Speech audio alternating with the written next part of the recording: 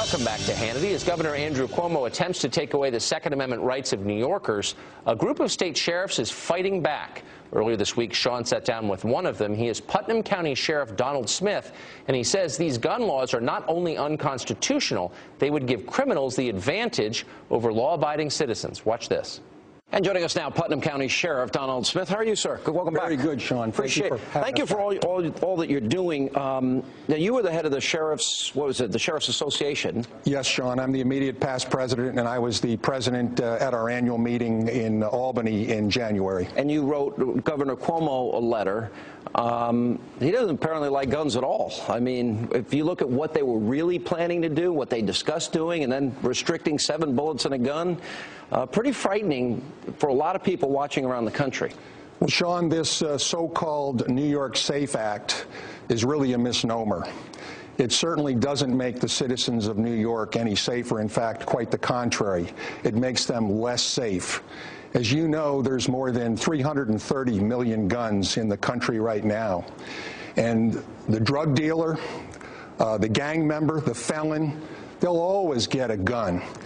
This law penalizes the law-abiding citizen, the law-abiding gun owner who lawfully wants to own a gun for self-protection and to protect his family. Isn't this, though, by disarming people the way they are, what does it say to the people that have no intention ever to obey the law?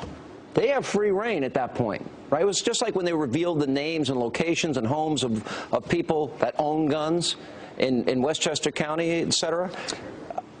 You know, they're basically saying, all right, rob this house, don't rob this house. If you want guns, try and rob that house. Sean, you're absolutely correct. This law clearly is misguided. I know what their intentions are, but ultimately people will get a gun that want to commit a crime. And unfortunately, I'm also concerned that this is an incremental degradation of our rights. Doesn't it have to be incremental for this reason, and that is that if the next incident happens with a pistol, they'll say, well, we just didn't go far enough. And let's say somebody, a perpetrator, has a pistol with 4 or 5 or 6 pistols, they're going to be able to shoot 60, 70, 80 rounds, before you know what happened. And reloading a pistol as a pistol marksman, I can tell you, you can drop a clip and put one in and be ready to fire pretty quickly. Sean, when you look at places that have very strict gun control laws like Washington, D.C. and Chicago, you see high crime rates, high murder rates, high crimes committed with guns. And so it doesn't work, Sean. But you're a law enforcement guy. We always hear law enforcement, they want these guns off the street. That's not true, is it? Sean, it's not true, particularly when you're talking about the elected law enforcement officials, the sheriffs. We have 3,080 elected sheriffs across the country. They have a special relationship to the people that they serve. They want to keep them safe. They want to protect their families. They don't have to kowtow or answer to politically elected executives. Just the people. Just the people. And I think that says a lot, Sean. If they're accountable to the people, they know what the people want. And they also know what keeps the people safe. We had in Albany, Sean, we had 52 of the 58 sheriffs there, Republicans, Democrats, conservatives, liberals, and moderates. And we came to a consensus that the SAFE Act, the New York so-called SAFE Act, needed to be modified. As I said, the criminals they're not going to follow the law. They're not going to put 7 rounds in their magazine. No. They're not going to not use an assault weapon. The point is, this is really a fundamental right, the right to protect yourself, to protect your family. And here's another thing. Law enforcement many times takes minutes. A trooper, a deputy sheriff, or a police officer may take minutes to get there. Maybe when longer. when seconds count, and lives can be lost. Whatever it is will be over by the time they get there. Chances are. That is correct. All right, and Joe Biden says, well, just aim the shotgun and fire it through the door. That was his advice. Now, I have shotguns, and I have an AR-15. Some shotguns have quite a bit of kick. What are the chances are that maybe a woman home alone picking up a shotgun is going to fall back, having never shot it before, is not used to using a firearm? Which weapon would you recommend? Sean, I would recommend a weapon with a .223 caliber that really gives very little kick, and where properly trained, AR-15 has no kick. There's very little kick at all. Very little, Sean. Oh. And I would recommend that we not give an advantage to the criminals. I recommend we protect our citizens and we not take away their Second Amendment rights. Over the past few weeks, the argument over gun control has raged, and among those demanding stricter gun laws is CNN host Piers Morgan. It is true that percentage-wise, Britain has a lower gun homicide rate.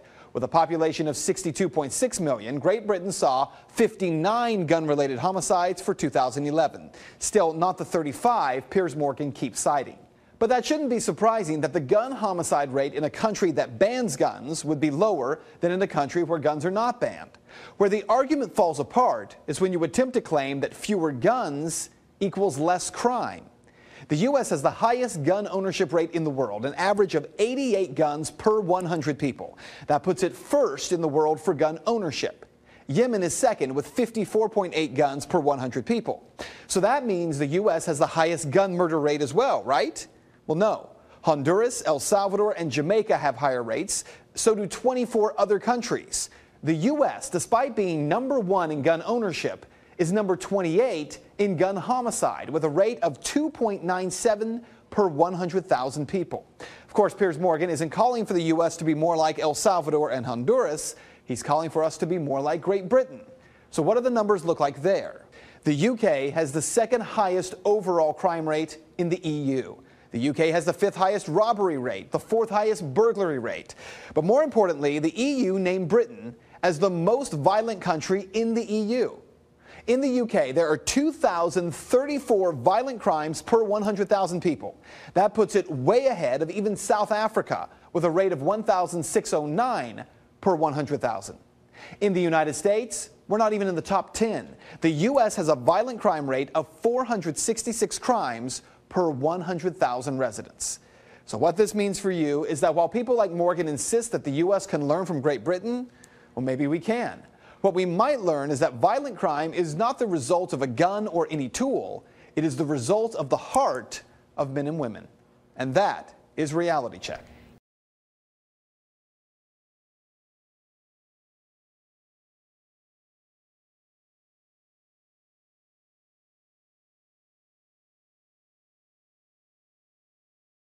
I think this bill is dishonest because I don't think it really covers gun violence. There were 195 murders in Baltimore City last year. 70% were committed by convicted felons on parole. Maryland has the highest rate of early release of convicted felons of gun crimes in the United States. Nobody in the press, the governor, nobody wants to talk about that.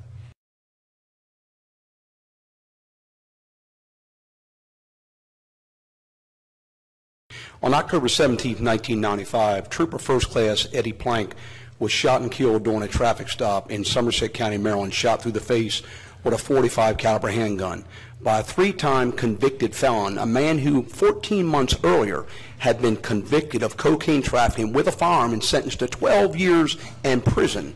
And 14 months later, he was out and he killed a Maryland State Trooper.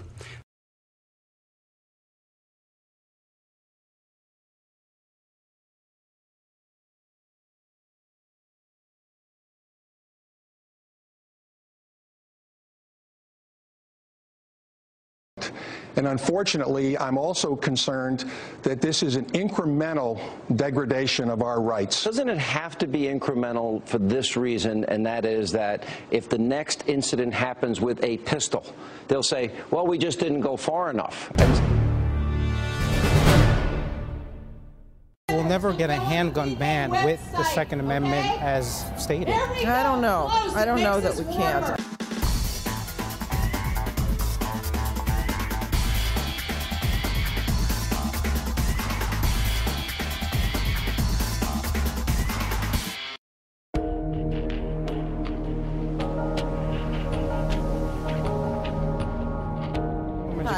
Jason Matera, I appreciated your remarks.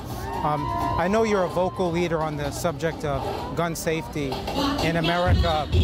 I was wondering, is it time we have a serious conversation, not just about assault rifles, but handguns as well? Well, that's why if we have universal background checks, that'll affect every single kind of weapon.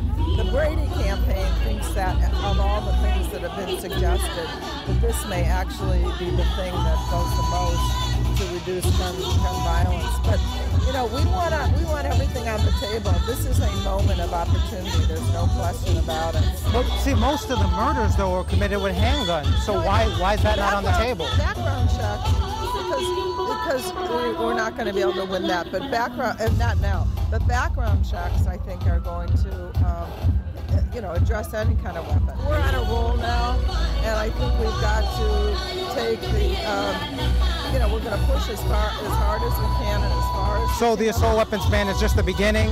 Absolutely. I mean, I'm against handguns. We have in Illinois the Council Against Handgun something. Yeah, I mean, I'm a member of that. So, absolutely.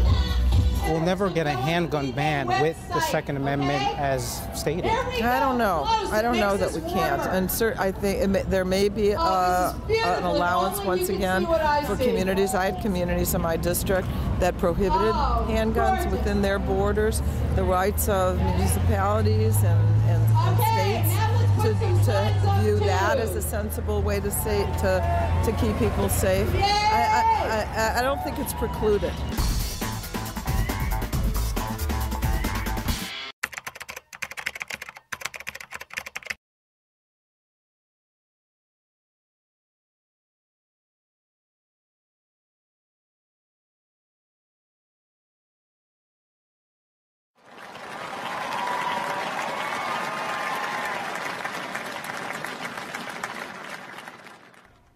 And now, we must turn to the issue of gun violence in America today, because the latest mass shootings in Aurora, Colorado, and Newtown, Connecticut leave us all, liberal and conservative, Republican and Democrat, appalled and disgusted at the carnage.